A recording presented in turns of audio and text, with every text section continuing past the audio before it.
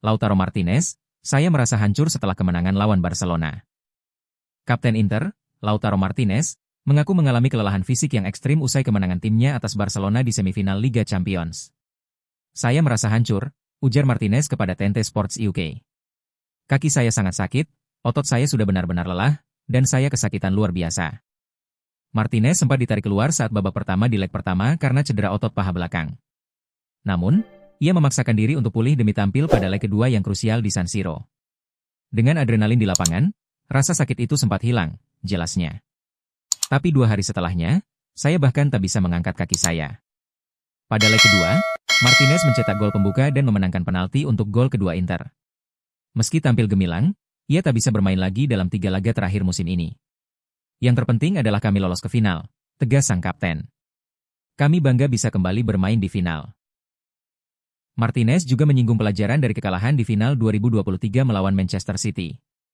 Dari kekalahan, kami belajar banyak hal, katanya. Final itu meninggalkan banyak pelajaran dan membuat kami lebih dewasa. Namun ia menegaskan, itu bukan jaminan apa-apa, hanya memberi kami kekuatan dan kesadaran tentang siapa kami sebagai tim. Pemain asal Argentina itu menekankan pentingnya persiapan maksimal menghadapi PSG. Kami harus mengembalikan energi, tetap positif bersama, dan mempersiapkan pertandingan sebaik mungkin, katanya. Martinez menutup dengan pernyataan tekad, kami ingin membawa Inter sampai ke puncak pada hari Sabtu.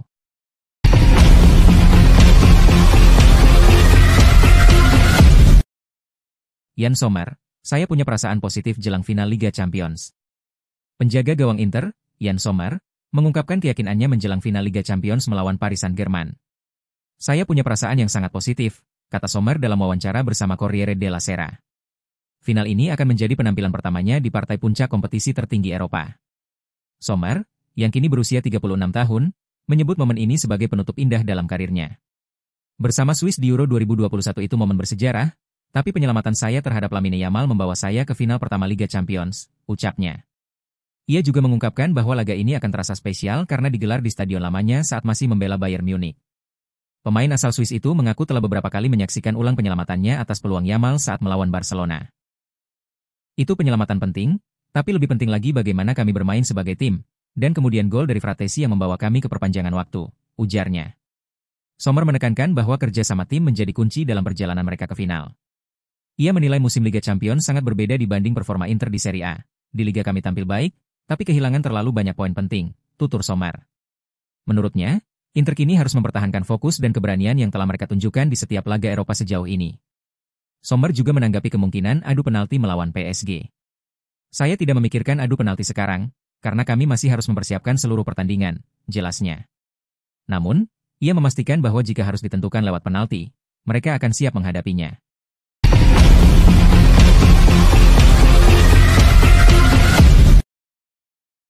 Di tengah isu kepindahannya ke Juventus, Antonio Conte bertahan di Napoli. Janji Aurelio De Laurentiis untuk memodali Napoli di bursa transfer kemungkinan akan membuat Antonio Conte bertahan, yang mana akan berpengaruh kepada Juventus. I Partenopei sukses meraih Scudetto pada Sabtu 24 Mei dini hari WIB berkat kemenangan 2-0 atas Cagliari di Stadio Diego Armando Maradona. Namun, rumor tidak mengenakan bersirkulasi di tengah perayaan gelar Scudetto, lantaran Antonio Conte berpotensi hengkang hanya semusim setelah menjabat.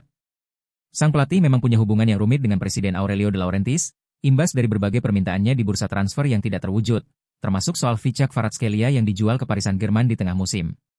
Conte digoda oleh mantan klubnya, Juventus, selama beberapa waktu terakhir, namun kini justru sang pelatih mengarah untuk bertahan di Napoli.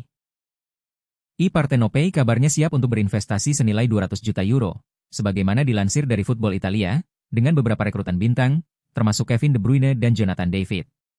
Kini, menurut klaim dari Corriere dello Sport dan La Gazzetta dello Sport, Napoli percaya diri untuk mempertahankan Conte.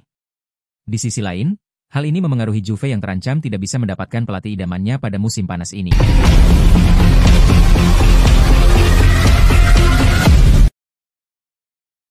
Tawaran berikutnya Al Hilal akan sangat sulit ditolak oleh Inzaghi. Gianluigi Longari dari Sport Italia melaporkan bahwa tawaran berikutnya dari Al Hilal kepada Simone Inzaghi lebih sulit ditolak dibandingkan perkiraan awal. Segalanya akan diputuskan setelah final Liga Champions, ungkap Longari. Meski demikian, ketertarikan terhadap Inzaghi tidak hanya datang dari Al Hilal, tetapi juga dari sebuah klub asal Inggris. Jika terjadi perpisahan dengan Inter, nama CSC Fabregas mencuat sebagai kandidat pengganti. Fabregas sangat populer di dalam klub, kata Longari dalam laporannya. Sosok mantan gelandang timnas Spanyol itu dinilai memiliki apresiasi tinggi dari pihak manajemen Inter. Pembicaraan antara Inzaghi dan manajemen Inter dijadwalkan berlangsung sehari setelah final Liga Champions. Inzaghi akan berbicara dengan Inter untuk memahami masa depannya, jelas Longari. Diskusi tersebut menjadi penentu apakah sang pelatih akan melanjutkan kiprahnya di Giuseppe Meazza atau memilih tawaran dari luar Italia. Como, klub yang saat ini dibela Fabregas sebagai pelatih, dikabarkan hanya akan melepasnya jika ada permintaan langsung dari sang pelatih. Como akan mengizinkan Fabregas pergi hanya jika dia secara spesifik memintanya, demikian isi laporan tersebut. Situasi ini membuka kemungkinan besar perubahan besar dalam kursi kepelatihan Inter pasca kompetisi Eropa.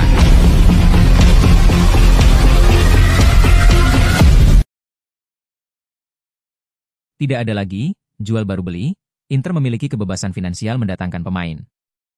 Transfer Luis Enrique dari Marseille menjadi simbol perubahan strategi besar Inter di bawah kendali Oaktree Capital.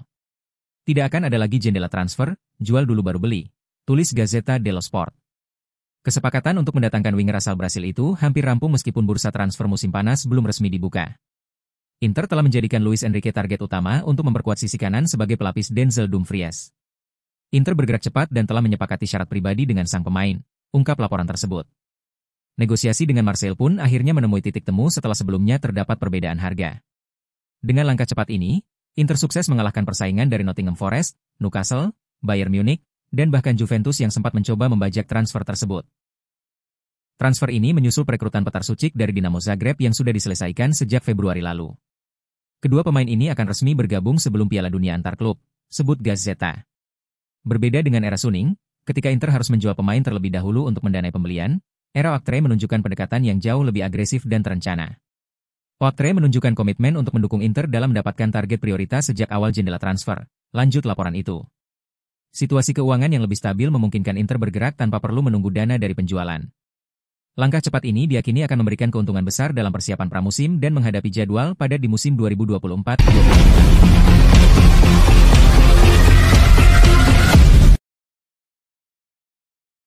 Tijani Reijnders dikabarkan sudah pamit ke rekan setimnya di Milan. Jurnalis Italia, Carlo Pellegatti meyakini jika Tijani Reijnders telah mengucapkan salam perpisahan kepada rekan setimnya di AC Milan. Siap pergi ke Man City.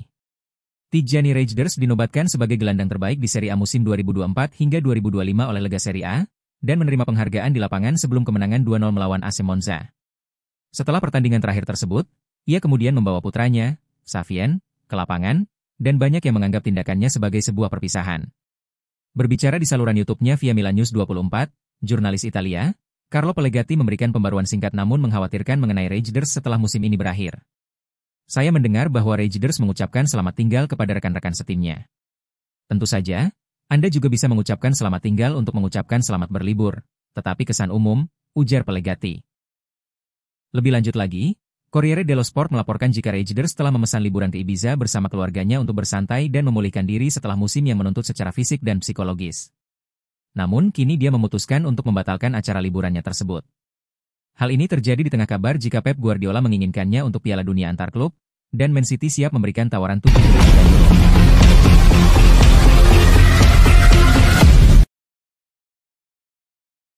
Jan Bissek menarik minat Manchester United, Inter siap mendengar tawaran. Manchester United pantau Jan Bissek, Inter siap evaluasi tawaran. Simone Togna melaporkan bahwa Manchester United tengah memantau perkembangan bek Inter, Jan Bissek. Manchester United sedang mengikuti situasi Bissek, tulis Togna dalam laporannya. Ketertarikan tersebut muncul setelah penampilan solid sang pemain dalam musim debutnya bersama Nerazzurri. Inter saat ini tidak lagi berada dalam posisi yang mengharuskan mereka menjual pemain. Inter tidak lagi terpaksa melepas pemain, namun akan mengevaluasi tawaran yang dianggap sesuai, jelas laporan tersebut. Klub siap mempertimbangkan setiap proposal yang datang jika menguntungkan secara teknis maupun finansial. Jan Bissek masih terikat kontrak jangka panjang dan dinilai memiliki prospek jangka panjang di lini belakang Inter. Penilaian internal terhadap Bissek tetap positif, tetapi semua opsi akan terbuka selama bursa transfer, ungkap Togna. Manchester United diyakini akan terus mengamati situasi hingga jendela transfer resmi dibuka.